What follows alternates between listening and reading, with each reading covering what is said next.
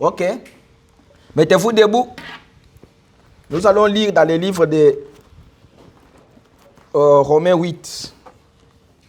On finit ce qu'on avait lu la fois passée.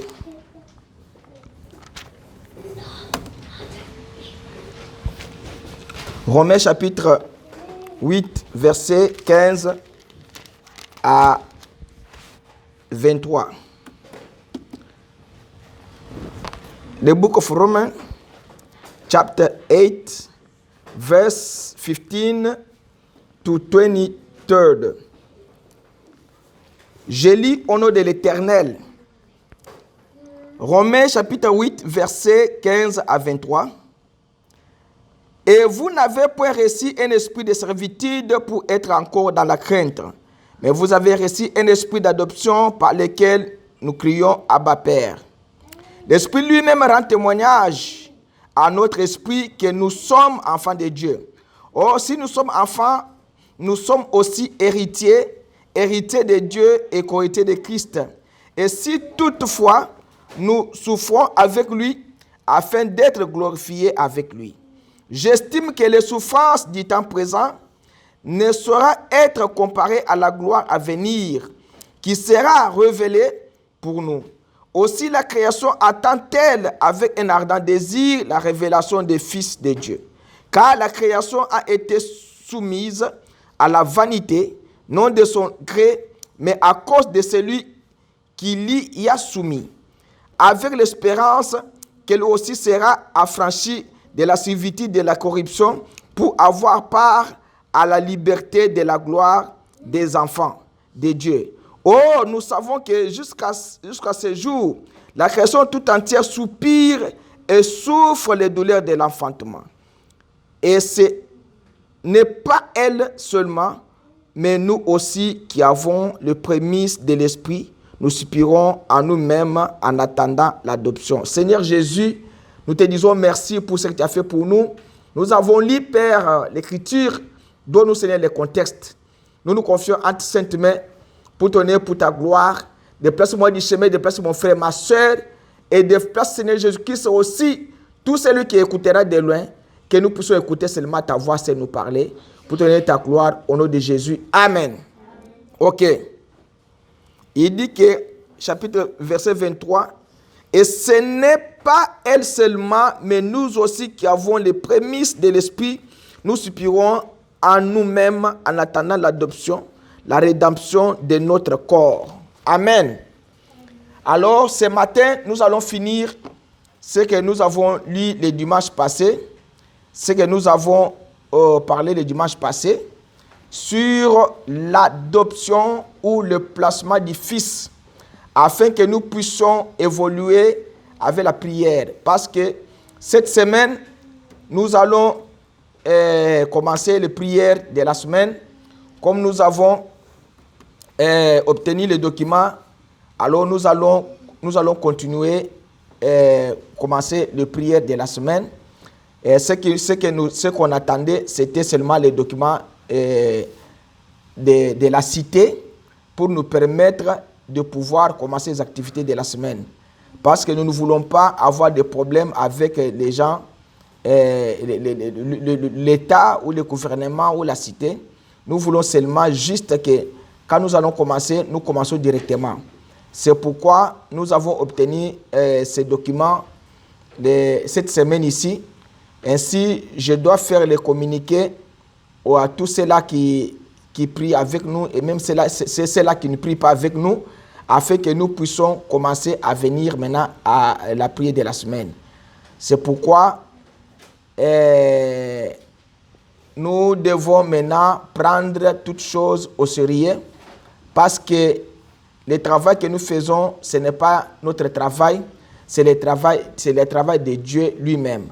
Alors, c'est pourquoi nous avons invité les gens, nous avons dit aux gens de venir et de pouvoir assister à des prières. Ce sont des prières qui vont vous permettre à être très efficaces, comme on les faisait quand on était à la maison.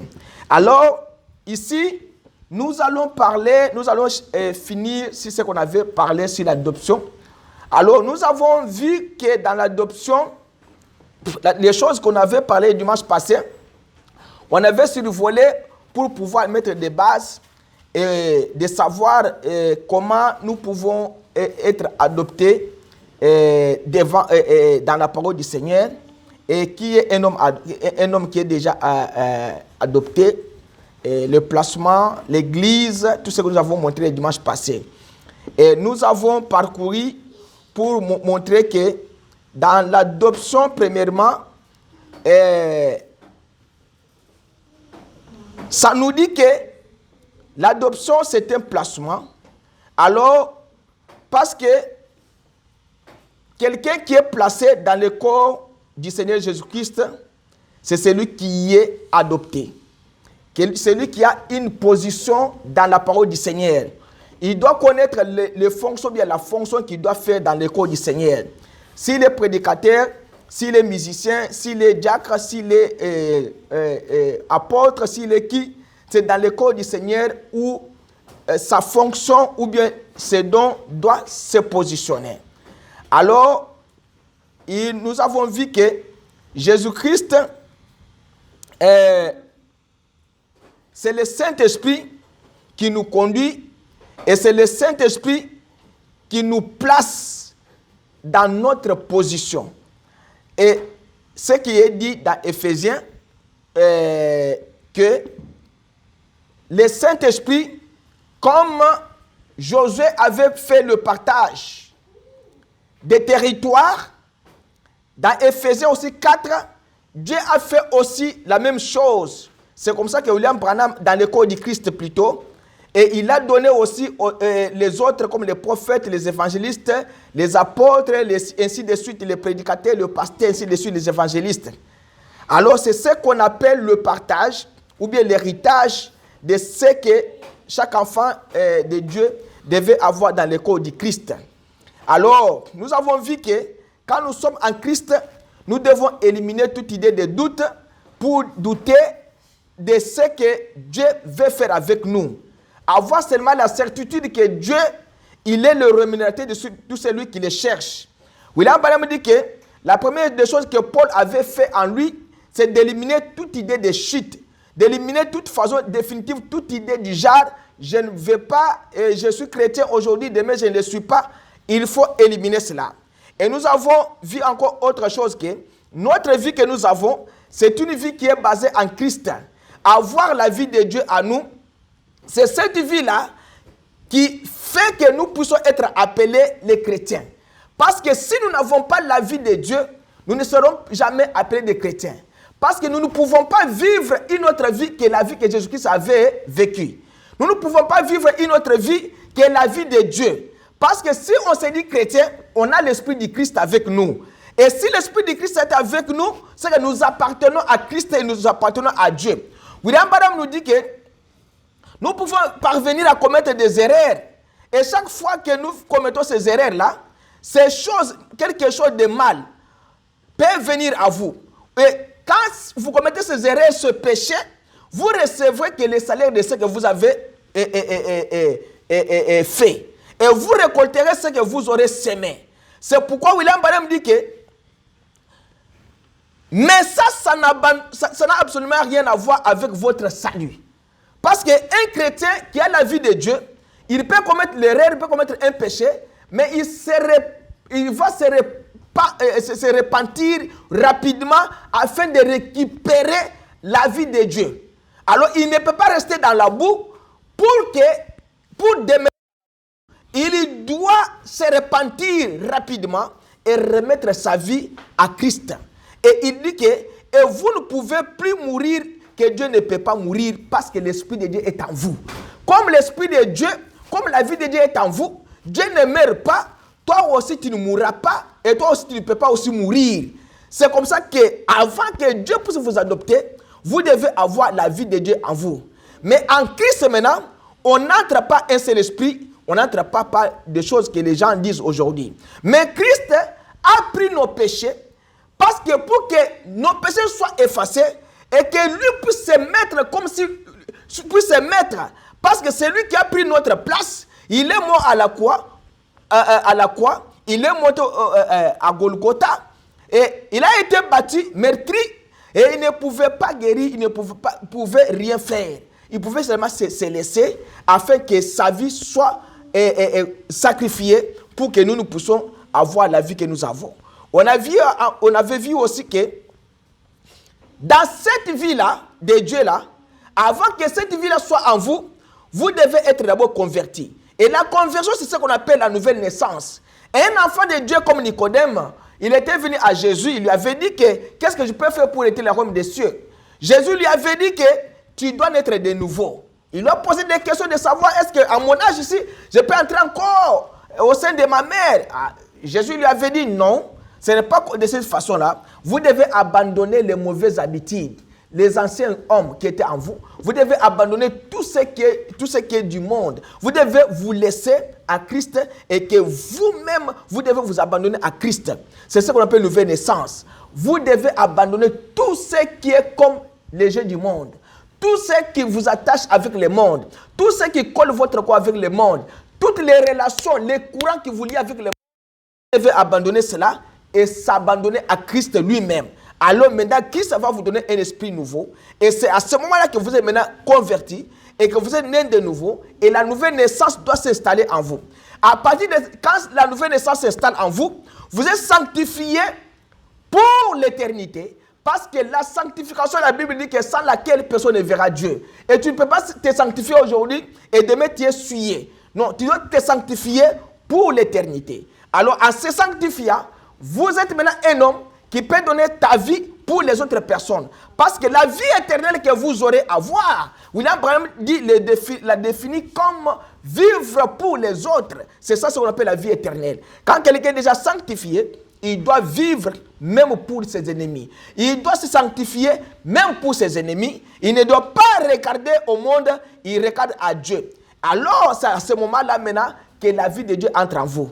Maintenant, la position du Fils, ou le placement du Fils, tout enfant ou tout père qui a élevé ses enfants, ou bien qui a élevé son enfant, il doit avoir en première position quelqu'un qui est bien placé pour encadrer son fils. Il doit trouver quelqu'un, un instituteur reconnu de la ville qui a une meilleure éducation, qui doit maintenant enseigner son fils. Et il enseigne son fils afin que son fils-là soit comme le père. Il ne doit pas l'enseigner afin que le fils soit en dehors de son père. Non. Il doit lui montrer que voilà comment tu dois te comporter, comment tu dois vivre. Et à la fin de cet enseignement, il y aura maintenant un test qui doit donner ce test-là à cet enfant pour savoir si l'enfant a atteint la maturité, oui ou non. Et si l'enfant a atteint la maturité, il peut maintenant prendre les fonctions de son père. Alors, l'instituteur amène cet enfant-là auprès de son père. Il va lui dire, papa, tu m'as donné cet enfant pour l'éduquer, pour l'instruire, pour lui montrer comment faire le travail. Alors, j'ai éduqué l'enfant, j'ai enseigné l'enfant, j'ai vu maintenant l'enfant et mérite maintenant à une position qu'il doit maintenant assumer la responsabilité à ton absence. C'est comme ça que cela se faisait dans l'ancien temps. Et par le mérite de papa, papa va aussi prendre son fils, il va aussi le tester pour voir si réellement le fils répond aux critères. Et si papa voit que non, le fils maintenant a répondu, le fils maintenant, il est capable d'assumer le relève, alors la signature du papa sera la signature du fils. Si le fils signe, c'est que c'est le papa qui a signé. Si le papa signe, c'est que c'est le fils qui a signé. Il a le pouvoir de révoquer, il a le pouvoir d'engager, il a le pouvoir de faire tout parce qu'il est adopté par son père, que si moi je ne suis pas là, c'est lui qui doit assumer la responsabilité. Alors, et si un homme, dans cette allure-là, si un homme, ou bien si un enfant, se donne à son père, il doit se donner complètement. Si un enfant se donne à cet instituteur, il doit se donner complet pour que l'instituteur puisse lui enseigner exactement et qu'il puisse apprendre exactement et être comme l'instituteur, être comme son père. C'est pourquoi William Branham dit que si un homme se donne à Dieu, qu'il se donne au complet. Il ne doit pas se donner une partie et une autre partie dehors. Si tu viens en Christ, tu viens complet. Tu ne peux pas venir aujourd'hui en Christ, demain tu pars au monde. Non. Tu viens en Christ une fois et tu viens complet avec tes péchés afin que Dieu puisse te pardonner. Tu ne peux pas venir à Christ à moitié. À Christ, on vient complet. Alors, l'autre point qu'on avait vu, que nous sommes au temps de la fin, que chacun de nous examine sa vie. Est-ce que vous êtes adopté, oui ou non? Vous êtes placé, oui ou non? Et si vous êtes réellement placé dans le corps du Christ, quel est maintenant le travail que tu dois faire à Christ? William Branham dit que nous sommes au temps de la fin. Examinez-vous et regardez, souvenez-vous là, il dit que et nous sommes enlevés avec eux. Il n'y aura que quelques-uns, voyez-vous, ce qu'il en est de votre salut, dépêchez-vous, examinez-vous pour avoir ce qui ne va pas. Voyez, regardez dans votre vie, nous sommes au temps de la fin pour voir si, qu'est-ce qui ne va pas en vous, qu'est-ce qui vous empêche à entrer dans le corps du Christ, qu'est-ce qui vous empêche à travailler pour Dieu. Qu'est-ce qui a fait que tu ne sois pas adopté et tu ne sois pas placé dans le corps du Christ? Examinez toutes choses. Examinez votre vie. Examinez votre marche. Examinez votre façon de faire les choses. Examinez votre comportement. Examinez votre habitude. Examinez vos paroles. Examinez vos marches. Examinez vos voix, vos oreilles, vos yeux. Examinez votre vie pour savoir au temps de la fin qu'est-ce que vous êtes en train de faire. Les derniers points qu'on avait vus, nous travaillons jour et nuit pour l'œuvre du Seigneur. Et là-bas, on avait vu maintenant que nous devons être tellement remplis d'ardeur pour Dieu et nous devions être à l'œuvre jour et nuit. Rien ne devait nous arrêter et nous devions être tellement gentils et tellement aimables et tellement bons et tellement semblables à Christ par nos vies. C'est que nos vies doivent être une vie semblable à celle qu'avait Christ. Parce que notre vie dépend de Jésus, dépend de Dieu, dépend de lui. Et si notre vie n'est pas semblable à la vie de Christ, nous ne serons pas adoptés. Parce que ma vie sera semblable à la vie de mon père. Parce que je suis un fils adopté par mon père. Il a dit que c'est une vie de tous les jours. Jésus a dit, considérez comment croient les lys des champs. Il travaille et il file. Cependant, je vous dis que Salomon, dans toute sa gloire, n'a pas été vêtu comme l'un d'eux. Salomon était vêtu de somptueux habits, de soie bordés et tout. Mais, il dit que pourquoi est-ce que vous préférez aller vous accrocher au petit bout de la corde? Si les justes se sauvent avec peine, que deviendront les pécheurs? Alors, il dit, et l'impie, l'homme qui entend la parole, mais qui refuse d'y marcher, et maintenant, qu'est-ce que nous allons faire? C'est là où nous sommes limités. L'autorité que Dieu vous a donnée, et cette autorité-là vous appartient. C'est là où nous allons commencer maintenant pour vingtaine de minutes et nous allons terminer. Il a dit que dans l'adoption, les placements en position, où sont-ils? Montrez-moi où ils sont. Dieu qui appelle ses enfants les met à part par la manifestation. Ils n'ont pas besoin d'en dire un mot. Vous voyez? Qu'il s'est passé quelque chose. Il place son fils dans sa position. Il lui donne sa place exactement la même chose. Et il a autant d'autorité. Sa parole a autant de poids que celle d'un archange. Et même plus, les fils étaient adoptés, placés à un endroit élevé on le conduisait là-bas, on lui mettait un vêtement nouveau, d'une couleur nouvelle. Le père célébrait ça par une cérémonie. Il disait, voici mon fils dorénavant, c'est lui qui gouverne, c'est lui qui dirige, il est à la tête de tout mon héritage, tout ce que j'ai lui appartient. C'est exact. Ensuite, nous pourrions reprendre encore Elohim, Elohim. Voyez-vous, alors qu'il existait par lui-même et revenir ensuite à Jéhovah, qui a créé quelque chose. Il a donné à l'homme l'autorité sur la terre. Qu'est-ce que nous attendons? Les manifestations, la terre soupire. Allons-y, on va voir cela. Alors il dit maintenant, nous remarquons, un pécheur est un pécheur. Il ne commet pas de péché, mais l'Église commet de péché, elle agit mal. Elle a une mauvaise pensée, une mauvaise impression. Elle fait des fautes. Elle marche d'un pas chancelant, comme un petit enfant qui marche et qui essaye d'apprendre à marcher.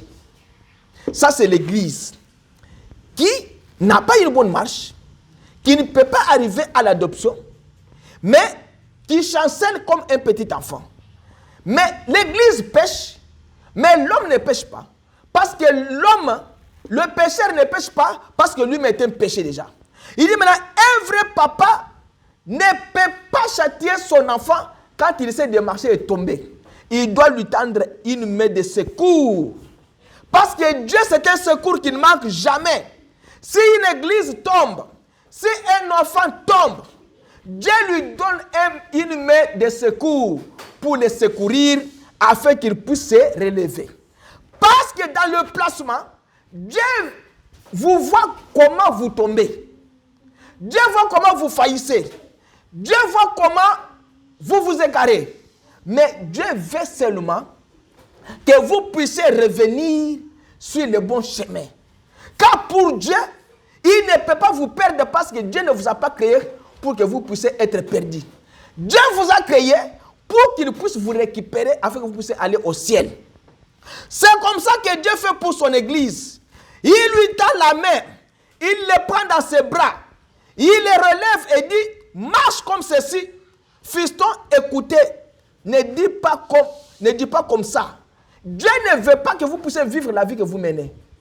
Dieu ne veut pas que vous puissiez marcher la façon dont vous marchez. Dieu ne veut pas que vous puissiez avoir ce comportement que vous avez. Dieu ne veut pas que vous puissiez avoir le langage que vous avez. Dieu ne veut pas que vous puissiez avoir la vie que vous avez. Dieu veut que vous puissiez avoir une marche sainte. Dieu veut que vous puissiez avoir un comportement correct, une habitude correcte, que vous puissiez être un enfant légitime. Amen. Dieu ne veut pas des enfants illégitimes. Parce que l'illégitimité, Dieu ne le veut pas et n'appartient pas à Dieu. Dieu veut les choses légales, Dieu veut les choses légitimes. Si une église tombe, si un chrétien tombe, Dieu veut le redresser et le remettre sur le chemin. Lui montrer que ce n'est pas comme ça. Comme un père qui a son enfant, qui veut que son enfant puisse être comme lui, il veut que cet enfant-là ne puisse pas même pécher. Parce que le péché n'est pas bon pour Dieu. Il dit ceci, si ma parole le prêche, tiens-toi strictement à elle, marche avec elle, tiens-toi strictement, elle à elle. Peu n'importe ce que tous les autres peuvent dire, toi tiens-toi strictement à elle. Marche comme ceci, c'est comme ça que tu dois faire tes pas. Même si les autres refusent d'adorer Dieu, même si les autres refusent de venir à l'église, même si les autres se moquent de toi, toi, tiens-toi strictement à la parole du Seigneur. Parce que Dieu qui t'a appelé, il a un travail à faire avec toi. Dieu qui t'a amené dans ce pays, il a un travail à faire avec toi. N'écoute pas quelqu'un, n'écoute pas les critiques des gens, n'écoute pas les paroles que les gens disent pour toi, pour les autres, mais écoutez ce que Dieu veut de toi. Galates 1, 8 à 14 dit ceci. Mais si nous-mêmes, si un ange du ciel annonce un évangile s'écartant de celui que nous vous avons prêché, qu'il soit anathème. Nous l'avons dit, et je le répète, à cette heure, si quelqu'un vous annonce un évangile s'écartant de celui que vous avez reçu, qu'il soit anathème. 10. Et maintenant, est-ce la faveur des hommes que je désire ou celle de Dieu? Est-ce que je cherche à plaire aux hommes? Si je plaisais encore aux hommes, je ne serais pas serviteur de Christ. Ici, Paul vous dit, est-ce que moi, je cherche à plaire aux hommes? Est-ce qu'un chrétien peut chercher à plaire à une autre personne? Non. Il vous dit que, et maintenant, est-ce que la faveur des hommes que je désire ou celle de Dieu? Moi, je ne peux pas suivre les hommes. Ne suivez pas les hommes, ne suivez pas les gens, suivez Dieu. Amen. Suivez seulement Dieu. Est-ce que je cherche à plaire aux hommes? Est-ce que vous, quand vous venez à l'église, vous cherchez à plaire aux hommes? Non, ne les cherchez pas. Mais cherchez à plaire à Dieu. Et si je plaisais encore aux hommes, je ne serais pas serviteur de Christ. Si vous voulez que les hommes puissent acclamer pour vous, vous n'êtes pas serviteur de Christ. Si vous voulez que les hommes puissent vous donner des éloges, vous ne serez pas serviteur de Christ. Un serviteur de Christ doit plaire à Dieu. Il faut que Dieu vous dise que vous êtes réellement mon fils adopté. Il dit que je vous déclare, frère, que l'évangile qui a été annoncé par moi n'est pas de l'homme.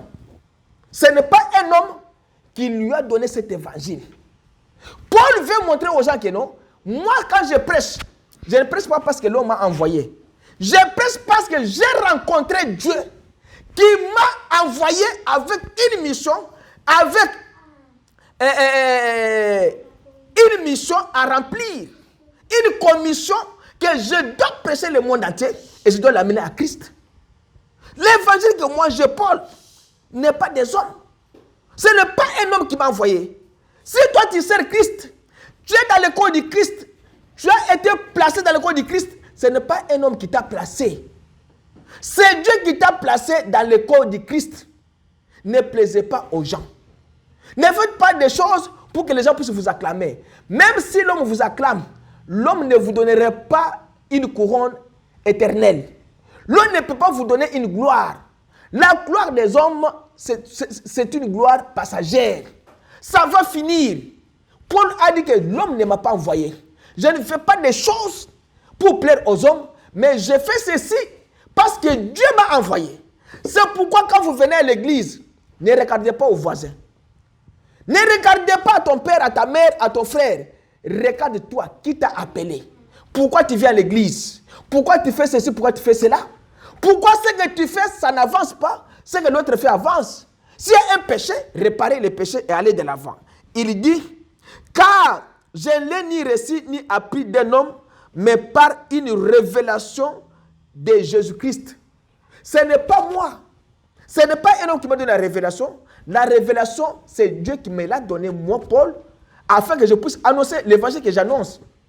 Parce que Paul a été appelé, il a été adopté par Dieu, il a été enseigné par Dieu, par le Saint-Esprit lui-même, il a été placé dans le corps du Christ pour faire ce travail-là. C'est comme ça qu'il dit aux gens, ne suivez pas les hommes, ne plaisez pas aux hommes. Ce n'est pas un homme qui vous a enseigné, ce n'est pas un homme qui t'a amené, ce n'est pas un homme qui t'a appelé, c'est Dieu qui t'a appelé et qui finira le travail avec toi. Quand Dieu finira avec toi, et Dieu te prendra et tu quitteras le monde.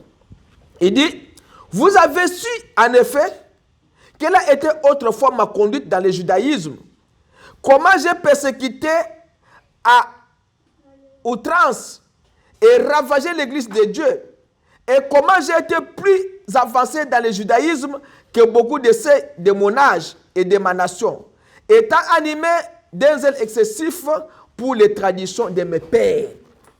Paul était sous les traditions de ses parents, de ses pères. les gens qui lui ont enseigné la parole. Il suivait le courant du monde. Il suivait ces choses parce qu'il n'était pas encore placé dans le corps. Quand vous faites des choses mauvaises et vous êtes un fils de Dieu, un jour, Dieu vous appellera. Un jour, Dieu vous dira, oubliez tout pour Christ. Ce que je vous dis ce matin, oubliez tout pour Christ. Ne regardez pas aux hommes.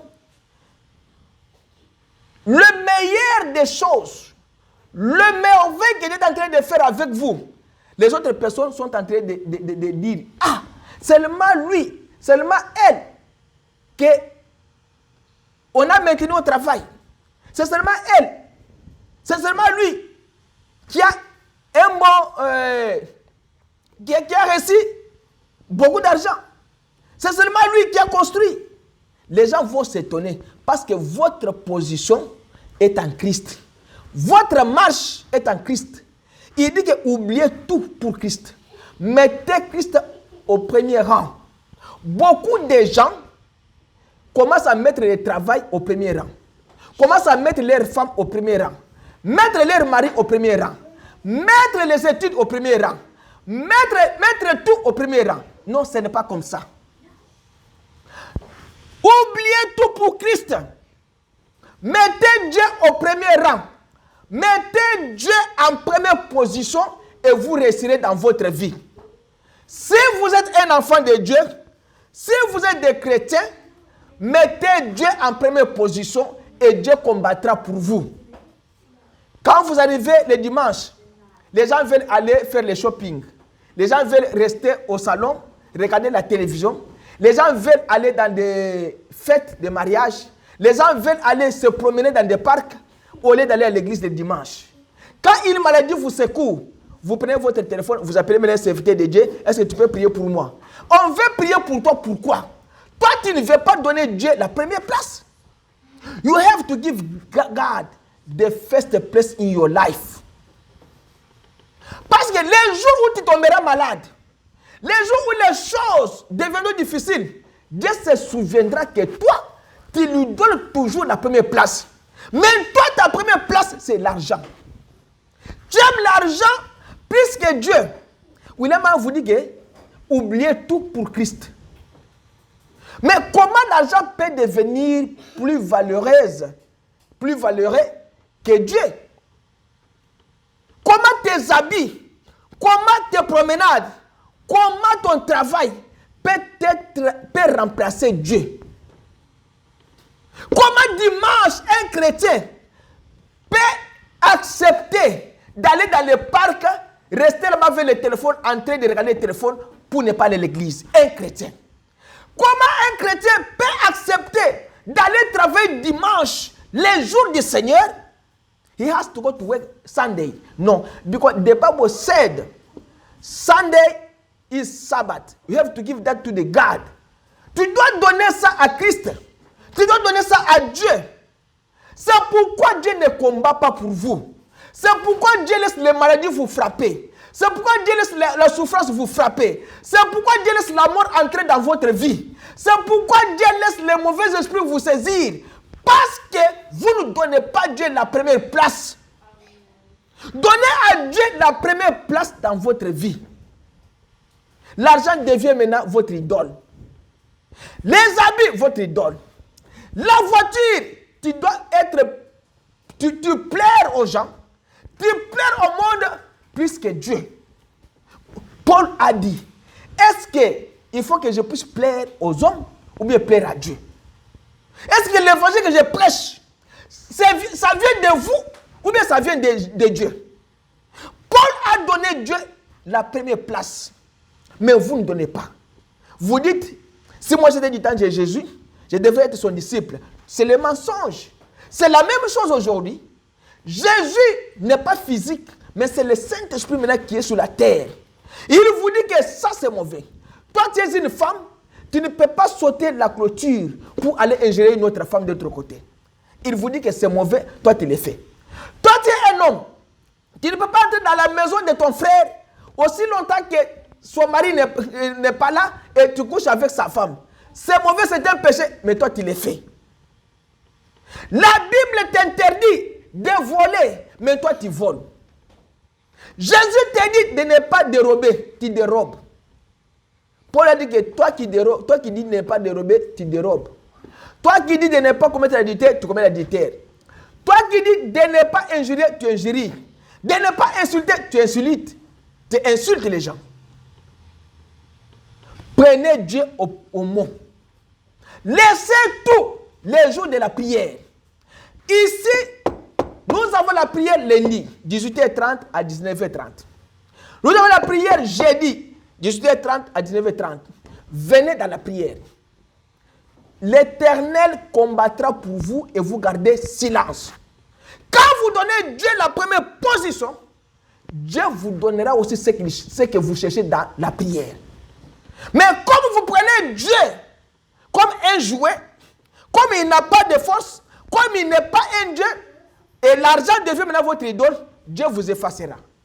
Il va laisser les mauvais esprits vous saisir. Des fois, vous sortez comme ça vers l'argent, on va vous voler cet argent-là. On vous vole. Un chrétien qui on paye, mais il ne peut pas donner la dîme à l'église. Il ne vient pas même avec les offrandes. Il ne sait pas comment distinguer même la dîme et les offrandes, c'est quoi. Si on lui paye, alors, il ne peut pas donner l'offrande. Si on lui paye, il ne peut pas donner sa dîme. Parce que pour lui, venir à l'église, c'est venir s'asseoir. William Branham dit, un homme adopté, sa marche change. If you are in God, you have to be different. Your way to work must be different. You have to give God the first place in your life. You have to love Jesus. You have to sing for Jesus. You have to pray for Jesus. You have to call Jesus in your life. When you sleep, call Jesus.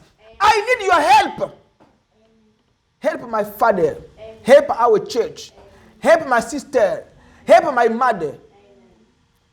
In my weakness, if I'm not able to do anything, come help me. Give God the first place in your life. Amen. Don't look money. Don't look study. Don't look car. Don't look house. You don't have to look nothing. You don't have to have something in this earth. You have to have God in your life. Amen. You have to love Him. Tu dois l'aimer. Un homme adopté, sa marche change. Il est un homme nouveau. Il est un homme renouvelé. Il est un homme qui a un nouveau comportement, une nouvelle habitude. Il ne doit pas être comparé au monde. Toi, chrétien, les dimanches, on te voit quelque part. On va me dire, ah maman, toi tu n'es pas allé à l'église aujourd'hui. Papa, toi tu n'es pas allé à l'église aujourd'hui, pourquoi? Et ce sont maintenant les païens qui commencent maintenant à te reprocher. Il est là qui existait. Aujourd'hui tu n'es pas à l'église. Why you didn't go to the church today? The people, they don't have to do that for you. If you are Christian, they don't have to tell you why you didn't go to the church.